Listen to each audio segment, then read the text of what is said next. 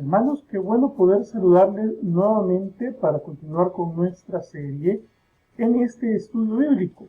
Ahora en el domingo 16 de mayo de 2021, continuando con el libro de Eclesiastés. Dios le da sabiduría a sus hijos para tomar decisiones basadas en su palabra. Por favor, deténgase un momento para pedirle al Señor que abra su corazón a su enseñanza para poder comprender cuál es su voluntad, que recuerde, siempre es buena, agradable y perfecta. Para poner un poco en contexto la lección del día de hoy, vamos a decir que Salomón se ha encontrado reflexionando acerca de esa obsesión por los bienes materiales, esa obsesión que al ser humano le quita la vista de las cosas eternas y se las pone como foco fundamental en la riqueza de este mundo, es decir, en la acumulación de riqueza de cosas que en realidad resultan ser banales, resultan ser efímeras, resultan ser un mero reflejo de lo que conocemos como vanidad de vanidades. Y en esa lógica que Salomón ha venido planteando, va a continuar dando algunos elementos de análisis, aunque esta vez ese análisis tendrá mucho más que ver con la actitud con la que vamos a enfrentar la relación que tenemos con el Señor, siempre en el marco de esa seriedad con la cual vamos a tomar la percepción del fruto de nuestro trabajo y de la riqueza como tal. Vamos entonces al quinto capítulo del libro de Eclesiastés para poder continuar con nuestro estudio bíblico. Cuando fueres a la casa de Dios, guarda tu pie y acércate más para oír que para ofrecer el sacrificio de los necios, porque no saben que hacen mal. Aquí debemos tener algunas consideraciones importantes acerca del contexto en el cual Salomón está escribiendo esto, porque ciertamente Salomón está hablando de la casa de Dios como un lugar específico que en ese momento tenía demasiado sentido. Hay que recordar que Salomón fue quien mandó construir el templo ostentoso para Dios, ese templo del cual se dice que no ha habido una comparación por su excesitud y por la opulencia del mismo. Cuando se habla de la casa de Dios en ese momento específico, se hablaba precisamente de ese templo. Ahora, ese templo representaba para el pueblo judío en ese instante preciso de la historia un enorme símbolo, no solo de relación con Dios, sino de poderío en realidad. Cuando Salomón habla de la casa de Dios, está hablando de esa simbología que le daba a Israel la relevancia histórica que en este momento le conocemos. Sin embargo, hay que ser muy enfáticos en esto. Cuando Salomón habla de la casa de Dios, no solo se va a referir necesariamente al templo como tal, sino donde mora el Señor. Por eso habla de la casa de Dios. Y en ese momento la morada del Señor estaba en el templo. Pero en este momento, en la etapa de la gracia, después del sacrificio de nuestro Señor Jesucristo, el templo en realidad no es un lugar físico, sino es cada uno de nosotros, porque el Espíritu Santo, parte de la Divina Trinidad, mora en nosotros. Por lo tanto, cuando Salomón dice, cuando fueres a la casa de Dios, se está refiriendo también a nosotros mismos, como morada del Espíritu Santo. Pero en ese momento era un lugar físico donde ir por un momento en específico. Sin embargo, ahora mismo la cosa cambia, porque no podemos ir a la casa de Dios por un momento si somos la casa de Dios. Por lo tanto, Salomón está haciendo una advertencia que para nuestro tiempo se convierte en algo muchísimo más profundo y desde luego permanente. Es decir, cuando dice guarda tu pie, en realidad lo que está diciendo es ten cuidado. Ya no está hablando de que no nos vayamos a tropezar cuando vayamos camino al templo del Señor, sino que nos vayamos a tropezar cuando estemos en esa relación permanente con Dios a través de nosotros, que somos templo y morada del Espíritu Santo. Salomón entonces nos está dando, para los cristianos modernos, una responsabilidad enorme a la cual debemos atender y que si no conocemos y si olvidamos, en realidad nos vamos a meter en verdaderos problemas. Salomón entonces continúa diciendo, acércate más para oír que para ofrecer el sacrificio de los necios, porque no saben que hacen mal. Ciertamente Salomón está siendo bastante duro y también bastante contundente, porque si ustedes lo analizan, si ustedes lo piensan, Salomón en realidad está diciéndoles, miren, cuando estén fingiendo que alaban a Dios, mejor dejen los fingimientos, mejor dejen toda esa palabrería, y ya más adelante lo va a mencionar con mayor detenimiento. Mejor lleguen a oír, lleguen a nutrirse a la casa de Dios, lleguen a oír, lleguen a escuchar, no a hablar. Porque es que en esa casa de Dios lo que hay es enseñanza para usted, no es la pasarela para que usted se explaye con sus explicaciones o con sus excusas espirituales. No.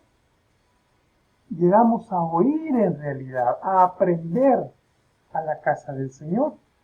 Y como habla de esa casa de Dios, y como ahora mismo usted es la casa de Dios, entonces de lo que Salomón nos está hablando es, mire, escucha al Espíritu Santo. No quiera usted ayudarle al Espíritu Santo a tomar una decisión. No quiera usted propiciar lo que el Espíritu Santo quiere para usted. Simplemente escuche, no sea necio. De manera muy suave, de manera muy poco golpeada, Salomón nos está dando una buena sacudida a nivel espiritual con estas palabras. Y continúa. No te des prisa con tu boca, ni tu corazón se apresure a proferir palabra delante de Dios, porque Dios está en el cielo y tú sobre la tierra. Y me voy a detener acá para aclarar un par de detalles en este caso. En realidad, Salomón lo que nos está diciendo es que escuchemos a Dios, porque los protagonistas de esta historia no somos nosotros. Los protagonistas de nuestra vida no somos nosotros. Y esto cuesta un poco de digerir. Esto no es fácil de entender así a la primera. No es fácil de comprender que en esta vida de la cual se supone somos los actores principales, en realidad nosotros somos los actores de reparto, somos el papel secundario, porque tenemos que decrecer para que sea Dios quien tome el control. Y esto cuesta porque lucha contra nuestro ego, lucha contra nuestra vanidad. Y es por eso que Salomón lo está aclarando. Nos está llevando a la parte más profunda, nos está llevando a la parte más íntima, donde más trabaja Satanás con la vanidad, porque nos está quitando del centro, nos está quitando del foco. Los reflectores ya no están sobre mí, están sobre el Señor. Por eso no me tengo que dar prisa para abrir la boca. ¿Y por qué? Porque Dios es soberano y está en el cielo. Y Salomón nos está recordando, es que Dios está en el cielo y nosotros en la tierra. Él es eterno, nosotros mortales. Él sabe el futuro, nosotros no. Él dispone del futuro, nosotros no. Por lo tanto, Salomón nos está diciendo, ¿y ustedes cómo, por qué quieren tomar la posición de Dios si el soberano es Él? El actor principal de la historia no es el ser humano, es Dios, el creador de la historia. Y fíjese, muy particularmente va a hablar de cuando estamos delante de Dios. Y la conclusión va a ser muy interesante. Por tanto, dice el versículo 3, sean pocas tus palabras, porque de la mucha ocupación viene el sueño, y de la multitud de las palabras la voz del necio.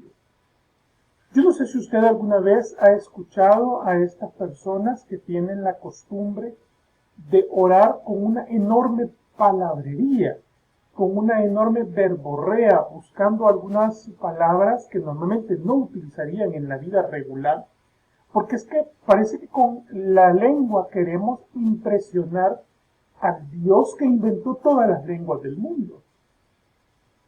Y empezamos, amantísimo Padre Celestial, Creador de los cielos, y empezamos con toda una palabrería que, si bien es cierta, porque no digo que no sea cierta, en realidad está yendo un poco en contra de lo que Salomón nos está indicando.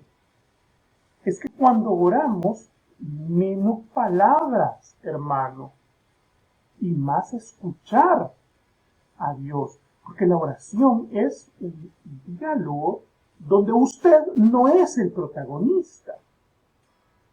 El protagonista de la oración no es usted, sino el Señor. Por lo tanto, menos palabras, escuchar más. Y fíjese, porque de la mucha ocupación viene ¿qué? El sueño.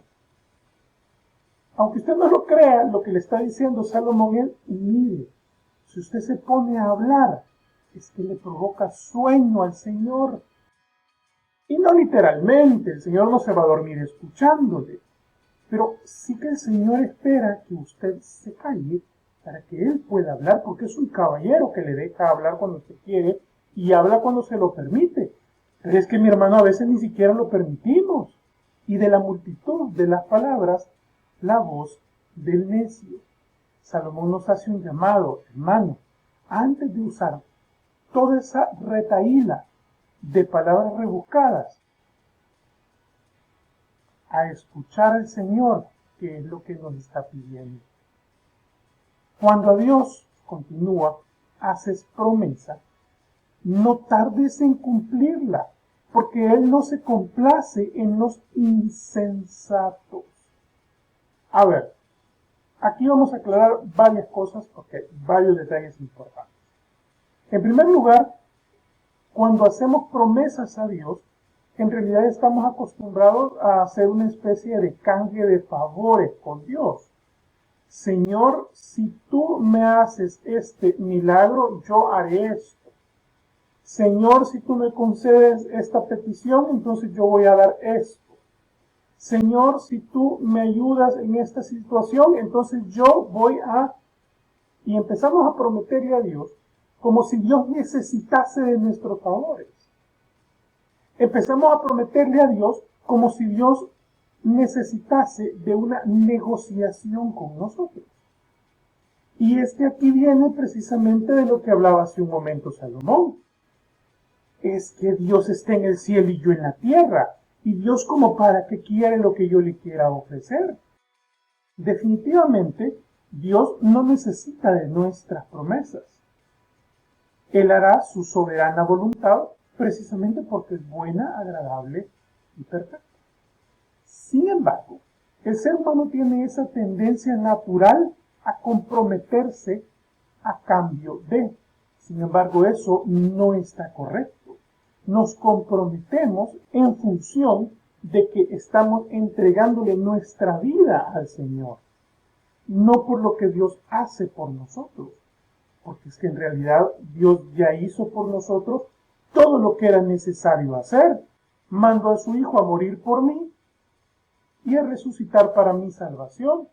Y de aquí en adelante, ¿yo qué más le puedo pedir al Señor? Sino que haga su divina misericordia conmigo y su soberana voluntad. Por eso es que Salomón utiliza el término insensatos. Insensato es una combinación de dos raíces latinas, in, que sería no, y sensatus, que significa sesos. O sea que Salomón está diciendo que aquel que hace promesas y tarda en cumplirlas al Señor es un insensato, es decir, es una persona sin sesos, una persona sin cerebro en realidad. Durísima la palabra que ocupa Salomón, durísima. Pero nos hace un llamado, mi hermano, si va a prometer, cúmplale a Dios, porque si no, usted lo que es una persona sin cerebro. Eso lo dijo Salomón, no lo dije yo. Cumple lo que prometes, continúa. Mejor es que no prometas y no que prometas y no cumplas. Quizás Salomón está dándonos aquí una regla fundamental, no está hablando de todas las personas, está hablando de nuestra relación específicamente con Dios, pero digo, podría ser perfectamente una enseñanza de tipo general.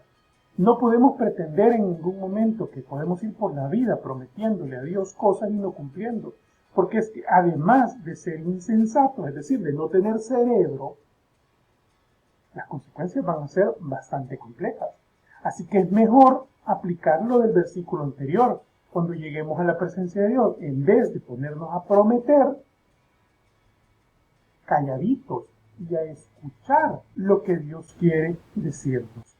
Y en ese caso, entonces, vamos a continuar hablando de esa boca que solemos utilizar para muchas cosas, pero que Salomón nos hace un llamado a refrenar. No dejes que tu boca te haga pecar, ni digas delante del ángel que fue ignorancia. ¿Por qué harás que Dios se enoje a causa de tu voz y que destruya la obra de tus manos? Aquí Salomón nos está dejando otro principio bíblico sumamente importante. Salomón básicamente nos está diciendo es que no podemos argumentar ignorancia delante del Señor, así como no podemos argumentar ignorancia de la ley. Es decir, usted no puede llegar donde el juez a decirle, señor juez, sí, yo cometí un delito, pero es que yo no sabía que era delito. No se puede. No se puede argumentar, simplemente le van a condenar. Entonces, el mismo principio se aplica para nuestra relación con Dios cuando estamos haciendo promesas con Él. No podemos decirle, es que Señor, yo no sabía que no iba a poder cumplir. Cuando usted le promete a Dios, usted le cumple, sin excusas. Porque de lo contrario, le recuerdo, la palabra que usó Salomón fue insensato.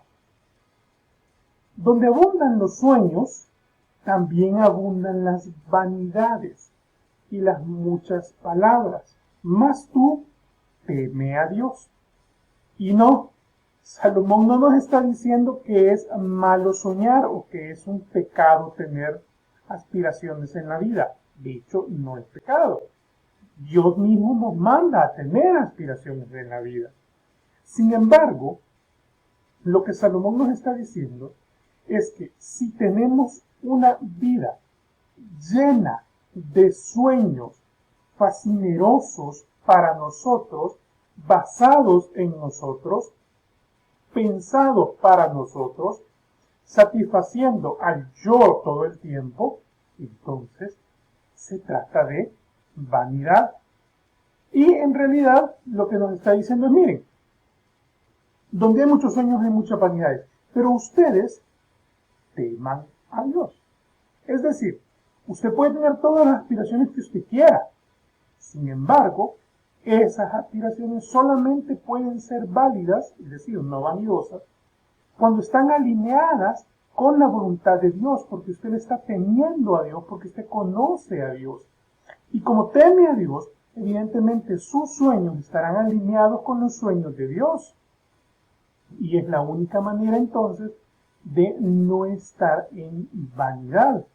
Ya lo dice el Nuevo Testamento, todo lo puedo en Cristo que me fortalece. Pero muchos han venido utilizando ese versículo como una excusa para sentirse todopoderosos porque es que Cristo los fortalece. Y en efecto, están utilizando muy bien la segunda parte del versículo. Pero la primera parte es la que suelen ignorar. Porque cuando se dice estar en Cristo, en realidad de lo que se está hablando es de que usted va a encontrarse en el Señor, soñando no en vanidades, sino soñando en Cristo, teniendo a Dios.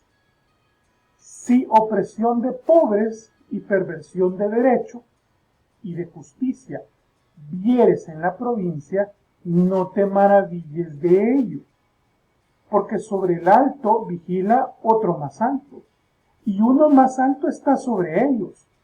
Además, el provecho de la tierra es para todos. El rey mismo está sujeto a los campos. Salomón le va a dar un giro importantísimo a esto. Salomón como que cambió de tema de repente, pero realmente no. Lo que dice, mire, si opresión de pobres y perversión de derechos, es decir, si usted ve injusticia. Y está hablando del rey, porque quien oprime es el rey. Quien pervierte el derecho, quien pervierte la justicia, es la autoridad. Si hay una perversión de justicia, adivine qué es lo que no debe hacer usted. Usted no debe maravillarse, no debe estar feliz por eso. Usted no debe tampoco simplemente taparse los ojos y que pase lo que tenga que pasar y yo estoy ajeno mientras no me toque, mientras no me importe directamente. No. La indiferencia ante la injusticia, hermano, se llama pecado. Esa indiferencia, ese yo no opino, yo no me meto, yo no digo nada porque mientras no me toque a mí, eso se llama pecado. Y cuando usted ve injusticia y cuando usted ve opresión contra otro, tiene que reaccionar como cristiano, está obligado a reaccionar como cristiano, porque si no lo hace, usted está siendo cómplice. Y Salomón le recuerda, sobre ese hay otro, y sobre ese hay otro más, y sobre el rey hay otro más. Y usted está precisamente debajo de la autoridad del Rey de Reyes. Tenemos que reaccionar ante la injusticia. ¿Y sabe por qué? Porque esa injusticia está fundamentada en algo que aprisiona a cualquiera. El que ama el dinero no se saciará de dinero. Y el que ama el mucho tener no sacará fruto.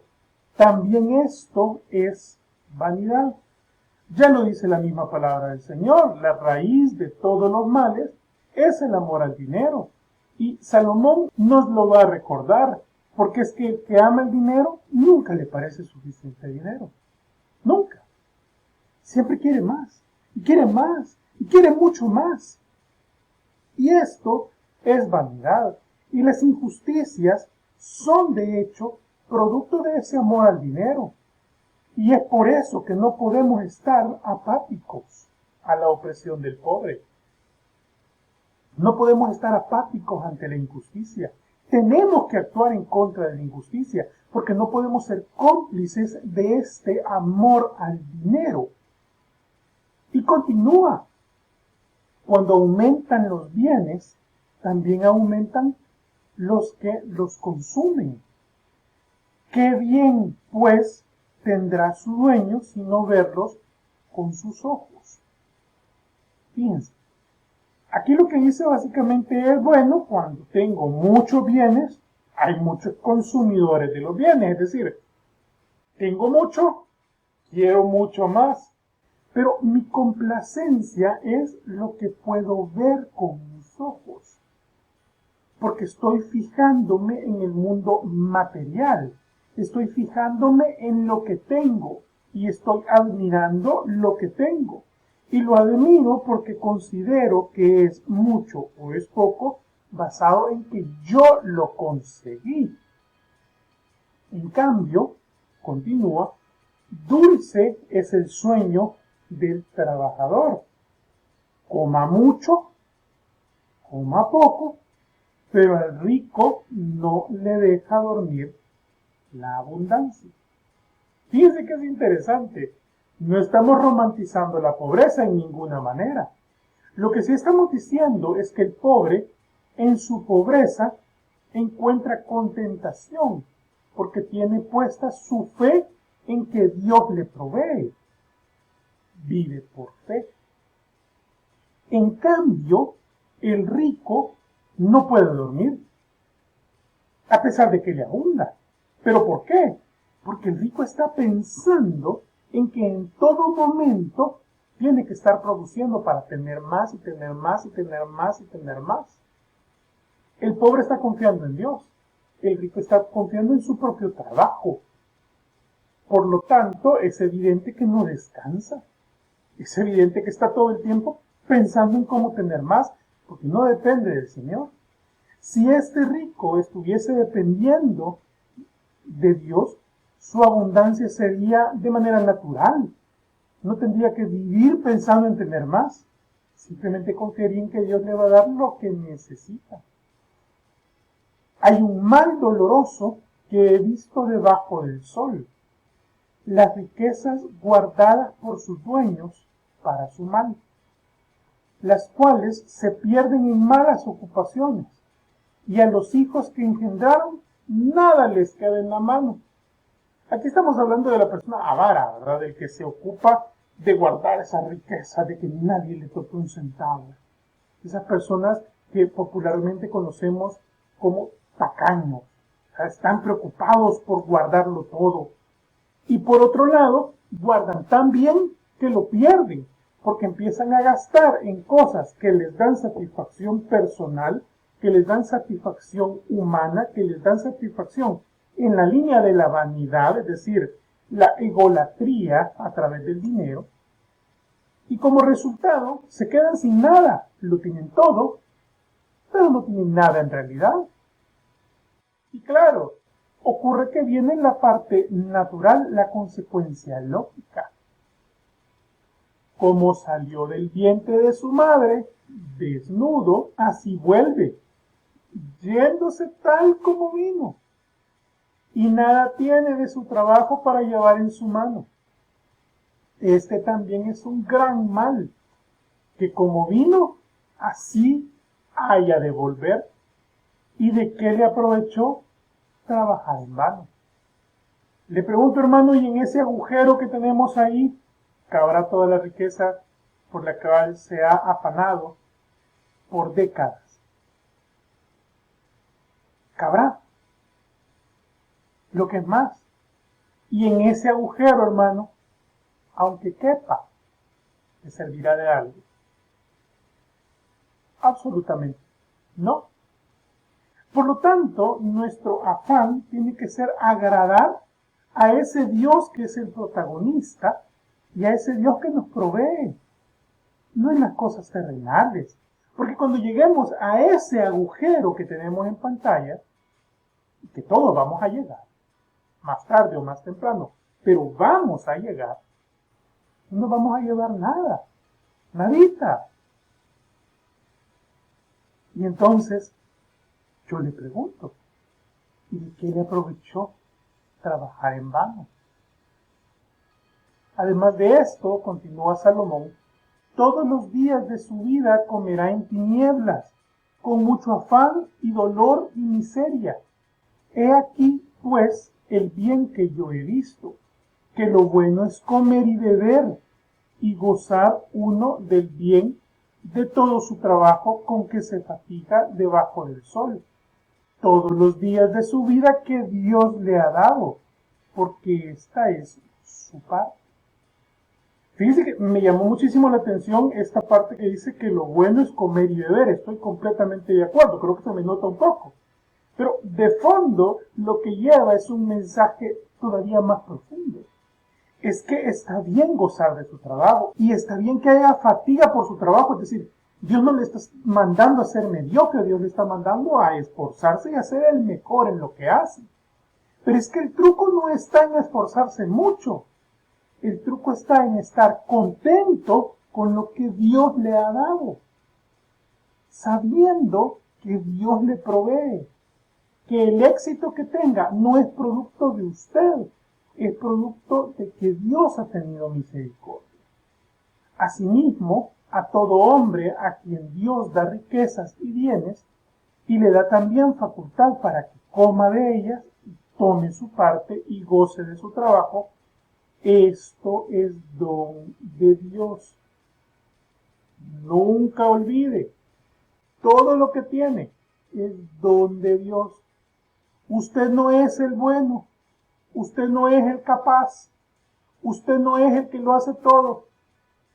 Usted está en la tierra, nos dijo Salomón hace unos versículos, y Dios está en los cielos, porque no se acordará mucho de los días de su vida, pues Dios le llenará de alegría el corazón. Y si usted tiene esa convicción de que Dios le provee, y si usted tiene esa convicción de que por la gracia de Dios tiene todo lo que tiene, entonces no tiene de qué andarse preocupando ni del futuro, ni del pasado. Deje eso tirado allá, porque Dios le va a poner alegría en su corazón. Pero esto solamente funciona si usted está entregando realmente a Dios el control de su vida. Que Dios nos ayude mucho a comprender un mensaje bastante duro en esta ocasión, porque creo que esta vez Salomón nos ha llevado a un punto muy íntimo, pero tiene que ser para bendición.